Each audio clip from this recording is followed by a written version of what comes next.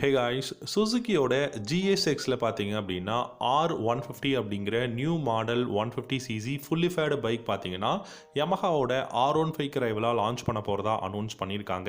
இப்போ நீங்கள் பார்க்குற இந்த பைக் சுசுகியோட ஜிக்ஸர் கிடையாதுங்க, GSX R150. ஸோ இந்த பைக்குக்கும் ஜிக்ஸருக்கும் பார்த்தீங்கன்னா நிறையவே டிஃப்ரெண்ட் இருக்குது.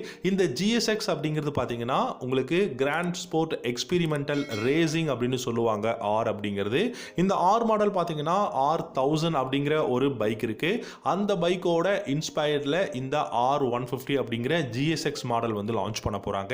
ஸோ இந்த GSX மாடல் R150 பொறுத்த வரைக்கும் நமக்கு பிரைஸ் அப்படிங்கிறது பார்த்தீங்கன்னா ரொம்ப அஃபோர்டபுளாக தான் கொடுக்க போறாங்க. 1,30,000 ஷோரூம் பிரைஸ்ல. அது மட்டும் இல்லாமல் நல்ல கான்ஃபிகரேஷன்ஸ் இருக்கு, பை ஃபங்க்ஷனல் LED ஹெட்லாம்ப்ஸ் இருக்கு. கிட்டத்தட்ட ஜிக்ஸரை விட ரொம்பவே பெஸ்டான டிசைன்ல தான் இந்த பைக் கொண்டு வர போறாங்க.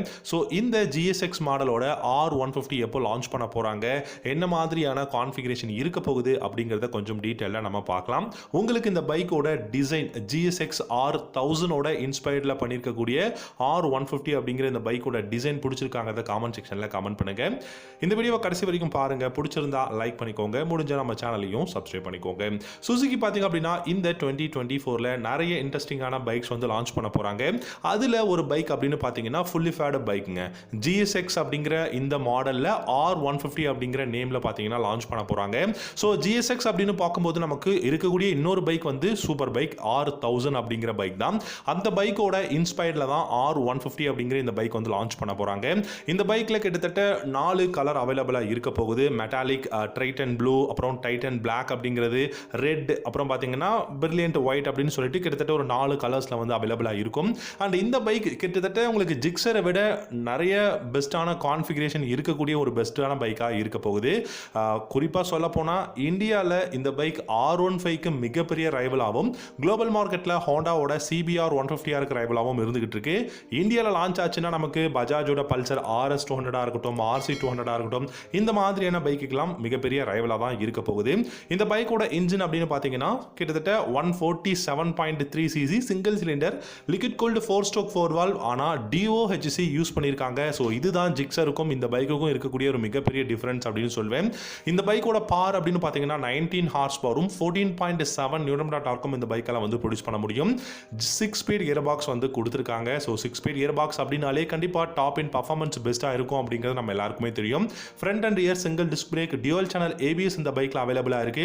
டயர் சைஸ் அப்படின்னு பாத்தீங்கன்னா 90/80 செக்ஷன் டயர் ஃப்ரண்ட்லயும் 130/70 செக்ஷன் டயரும் கொடுத்திருக்காங்க. வீல்ஸ் அப்படின்னு பார்க்கும்போது 17 இன்ச் அலாய் வீல், அதுவும் டியூப்லெஸ் டயர் தான் இந்த பைக்ல யூஸ் பண்ணிருக்காங்க. அண்ட் இந்த பைக்கோட சஸ்பென்ஷன் செட்டப் அப்படின்னு பார்க்கும்போது ஃப்ரண்ட்ல டெலஸ்கோபிக் ஃபோக்ஸும் ரியர்ல மோனோ ஷாக் சஸ்பென்ஷனும் தான் யூஸ் பண்ணிருக்காங்க. இந்த பைக்கோட முக்கியமான ஒரு விஷயமா நான் பார்க்குறது இதோட டைமென்ஷன்ஸ் அப்படின்னு பார்க்கும்போது ரொம்பவே சூப்பராக கொடுத்துருக்காங்க. 785 mm தான் சீட்டோட ஹைட் இருக்கு. கிரவுண்ட் கிளியரன்ஸ் பார்த்தீங்கன்னா 160 mm, 131 கிலோகிராமில் வெயிட் கொடுத்துருக்காங்க.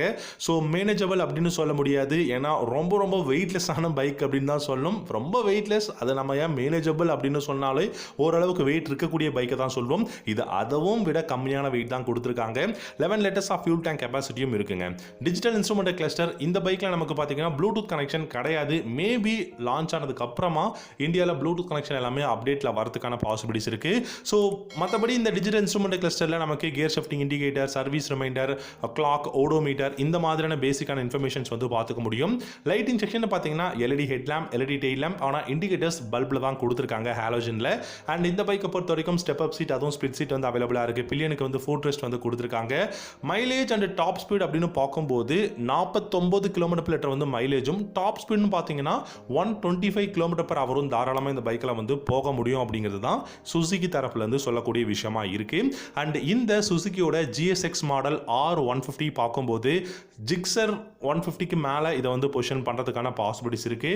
அண்ட் அதே சமயம் R15, அப்புறம் பஜாஜோட பல்சர் RS 200, KTMோட RC 200 அப்படின்னு சொல்லிட்டு இந்த மாதிரியான பைக்குக்கெல்லாம் ரைவலா மிகப்பெரிய காம்படிட்டரா இந்த பைக் இருக்கும். அதில் எந்த விதமான சந்தேகமும் இல்லை. இந்த 2024ல லான்ச் பண்ண போறாங்க. So thank you so much for வாட்சிங். அடுத்த வீடியோவில் பார்க்கலாம், வெயிட் பண்ணலாம்.